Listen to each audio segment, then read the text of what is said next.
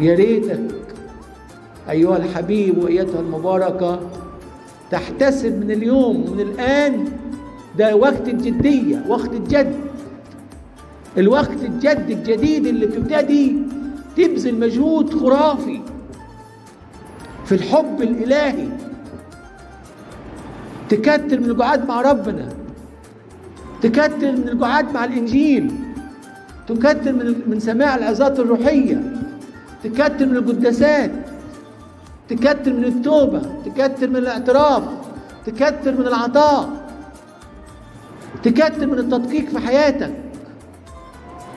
محدش ضامن، يمكن أنا وأنت أو حضرتك وإحنا بنعمل كده أهو، أول شيء هنجمع كل اللي ضاع مننا زمان.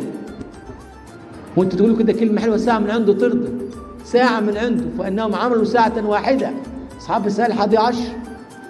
ويكون لك الحظوة الكبرى لو حياتي أو حياتك ربنا قال كده كفاية، تعالى يا فلان أنت جاهدت الجهاد الحسن ده، ما كملتش سنة في الجهاد ده، بس جهاد بتاع ناس قاعدين لها 60 سنة في البرية. معقولة؟ أنا أعرف شبابا وأعرف أمهاتا فاضلات وأعرف شابات عفيفات يبذلن في العلاقة من ربنا ما يفوق ما يبذله آباء رهبان في البراري، وبيصلوا نقاوة قلب أضعاف من نقاوة قلب كثيرين.